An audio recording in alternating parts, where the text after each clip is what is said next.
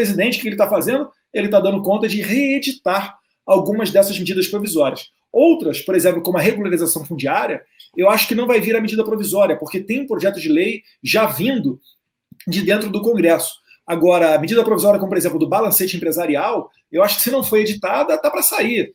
Dentre outras, eu boto muita fé também para que saia aquela da carteirinha da Uni, porque vai ser um golpe no PCB que comanda a Uni. Essa, da publicação das empresas do balancete, muito importante. Essas precisam voltar, porque enfraquecem a fonte de receita da esquerda. Mas a mais importante de todas, porque senão vocês vão viver aí no Brasil, a gente vai viver aí no Brasil, né? Porque eu sou brasileiro, minha família toda está aí, meus negócios estão aí. Mas é a questão do voto impresso. Você não tenha dúvida. Você não tenha dúvida, eu acho que é até uma posição que eu não quero te colocar para falar, principalmente diante das.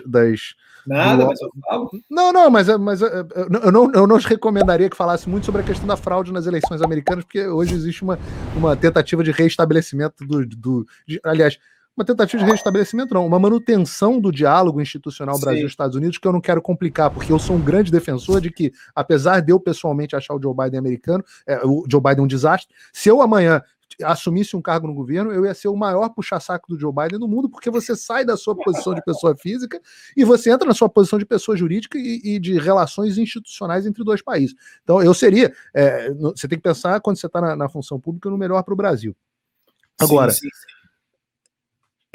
Não há mais como negar que houve fraudes aqui nos Estados Unidos. O que você tem é uma dúvida da extensão destas fraudes. Sem dúvida nenhuma, você está tendo um processo de auditoria em 2 estados, você tem mais de 100 iniciativas de reformas eleitorais para a melhoria do sistema americano. Isso é uma prova de que a sociedade entendeu que você tem que houve problema no último processo eleitoral. Agora, no Brasil, a vulnerabilidade do sistema, por incrível que pareça, ela é diferente, mas ela é muito maior. Porque enquanto a gente não tiver o voto impresso aí no Brasil, não tem como um cidadão brasileiro confiar no seu processo eleitoral. Não tem como confiar. Ah, não, mas se houvesse fraude, o presidente Bolsonaro não tinha sido eleito. Eu falo, o que muda é a extensão da fraude. Quantos votos de fato o presidente Bolsonaro teve? Eu não tenho confiança para saber. Então, por isso eu estou te falando isso, porque eu acho que eu falo aqui em nome de milhões de brasileiros quando eu digo que as reformas são fundamentais, reforma administrativa, o Brasil precisa desesperadamente, privatizações, mas a PEC do voto impresso é fundamental para a existência da democracia, para a manutenção e existência da democracia. E eu não consigo entender, assim aqui nos Estados Unidos como no Brasil, quem se posiciona contra a transparência do processo eleitoral. Porque a PEC do voto impresso, ou a exigência aqui nos Estados Unidos de identificação para votação, isso não atrapalha ninguém, só traz segurança ao sistema. O pessoal estava falando até numa publicidade que, inclusive, grandes empresas compraram essa briga, porque na Geórgia foi um desses estados problemáticos nessa última eleição norte-americana. E na Geórgia existe uma iniciativa, se não me engano, até do governo estadual, que é republicano, para que as pessoas apresentem cédula de identificação na hora de votar. Isso. É isso aí, pessoal. Na Geórgia, até a última eleição, você não precisava apresentar nada para votar. E aí algumas grandes empresas começaram a falar... E votava pelo correio. Por causa da pandemia, votava pelo correio sem identidade nenhuma. Aí você chega no dia da eleição, justamente no condado onde os democratas controlam a contagem, você proíbe o acesso dos supervisores republicanos, e chega um caminhão de votos na madrugada, todos pro Joe Biden. Pô, não é para suspeitar?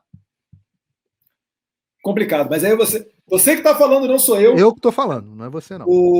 Mas enfim, e aí você vê algumas empresas encampando o discurso esquerdista falando que querem acabar com o sufrágio universal, querem selecionar quem é que pode votar, abaixo a repressão contra tiraram negro, pobre, mulher, gay, tiraram o jogo das estrelas da Liga de Beisebol, que é um jogo importantíssimo que ia acontecer na Geórgia, tiraram da Geórgia e levaram para o Colorado. As empresas, tanto a MLB, a Liga de Beisebol, quanto várias empresas como a Delta Airlines e Coca-Cola, protestando contra uma iniciativa que simplesmente pede que as pessoas se identifiquem para votar.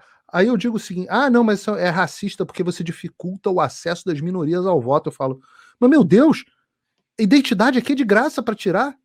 Por que o sujeito só porque é negro não consegue ir num DMV, né, que é onde você tira aqui, num Detran, tirar uma carteira de identidade? Mas por que... Porque você está tratando. Aí, vários negros aqui nos Estados Unidos fizeram chacota na internet, se fingindo de macaco, falando assim: o que é isso? Que é uma identidade? Como é que eu tiro um troço desse? Eles fazendo chacota com eles mesmos, dizendo assim: vocês tratam a gente como subespécie, como seres inferiores que não têm nem a capacidade de tirar um documento de identificação. Vocês são os racistas. Agora, no Brasil, não tem nem esse discurso. O discurso é o voto impresso. Qual o problema do voto impresso? Uhum. Não, problema nenhum. Inclusive, tiveram aqui engenheiros do ITA que fizeram uma urna com voto impresso, né, o chamado voto auditável, muito mais barata do que aqueles cálculos feitos de uns anos atrás, de que custaria mais de 2 bilhões de reais.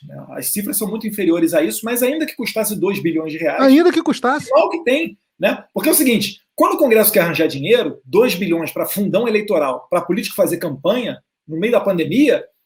Tá, beleza. Agora, 2 bilhões para servir ao povo e colocar... Porque o maior interessado nisso aí deveria ser o TSE, para chegar e dar um tapa na minha cara e falar: vocês são todos os lunáticos. Aqui, ó, o papelzinho conferindo com o que a urna eletrônica estava dizendo. Tá vendo aí, ó, sua cambada? Mas não. Quanto mais resistência tem, mais pé atrás a gente fica sobre a confiabilidade no nosso sistema eleitoral.